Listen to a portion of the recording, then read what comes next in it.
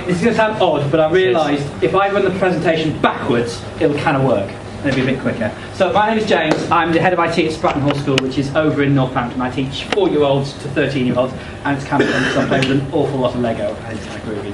Actually, I'm no longer the head of IT. That's wrong. I've had a title bump. I'm now the Grand High Digital Wizard because I'm bored of the word IT, and I'm kind of bored of this whole head of stuff. It's kind of dull. But Digital Wizard sounds a bit cool, and it means I can buy a wizard's outfit and build a school for it on expenses. I have children making smartphone apps because I think it is cool to make stuff that is now. I think children get excited by IT when they are making making things with the tools of now. I think making apps is cool. Apps are cool. They use apps. They play with apps. Making apps has got to be cool. Can we go for it? It's a little video of some of my children, and then I'll keep talking. Backwards. Try to go left. Right. I think now we need to press play. Is the volume on? Okay. These are two of my students. Where's the bloke who hates PowerPoint? I made that in PowerPoint. Oh, there's no sound. Makes a noise. No. And then you press the reset. Oh, what's going on? What's going on here? Oh. You know why? It's because we're not using PowerPoint. I've lost it. Where's it gone? Is it here? Is it this one? No, but it's not the... Wait, that's me. Oh, there it is. Right, hang on. No. There we go. Right, we'll take it back. I won't tell the child it's happening. Say it when it's smoothly. Go for it, Miles. Go.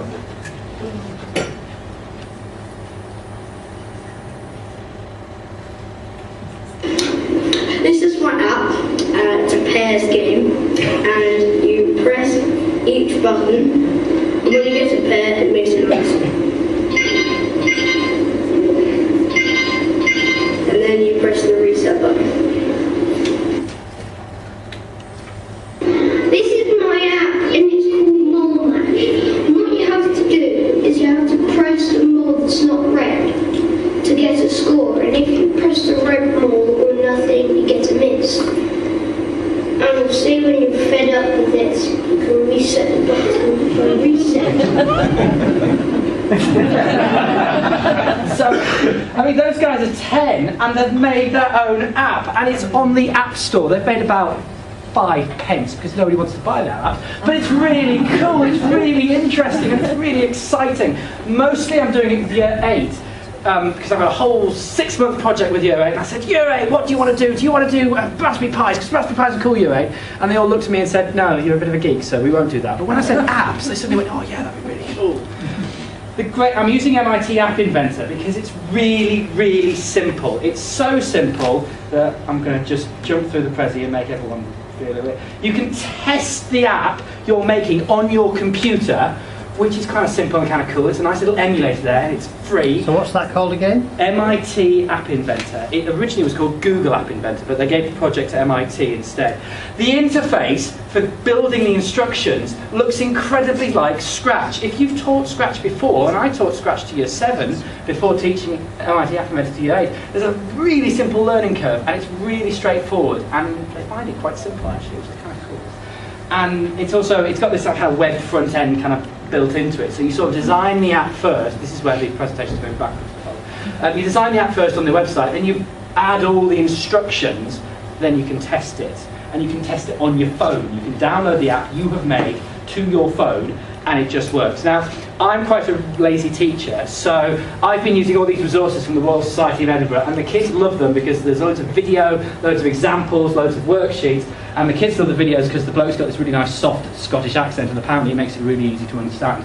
I've also been using this website here, which is appinventor.org. One of the blokes who designed it. There's a book that goes with it, but he's put all the content of the book onto his website. So there's loads of videos to show the children what to do. There's loads of PDFs to help you out, and they just kind of get on with it.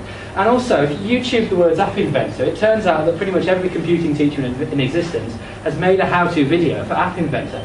I'm actually being incredibly lazy as a teacher. I'm saying to the kids, right, Go for it. Find a tutorial that sort of does what you want, steal that idea and apply it to your own game. I'm really not doing much as a teacher other than walking around in lessons going, oh, that's fantastic, that's awesome, or oh, that isn't supposed to happen. It's really good.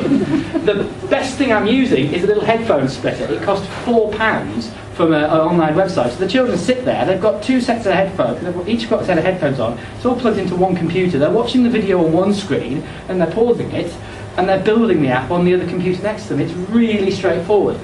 With my year 8, I'm not at the point yet where they've put an app and sold it, or put an app and finished it, but they're kind of getting there, and it's going to be really exciting when they do. They're just about at the point where they're making their own apps, and they're kind of saying to me, right, I want an app that will do revision, or I want an app that will help you take photos and turn them into pictures where you've bought bits of clip art onto people.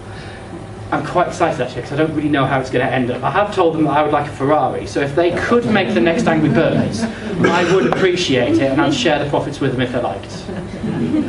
That's kind of it, really, to be honest. It's a bit computer science, so, oh, 6 minutes. Bonus! Thank you very much. Thank you.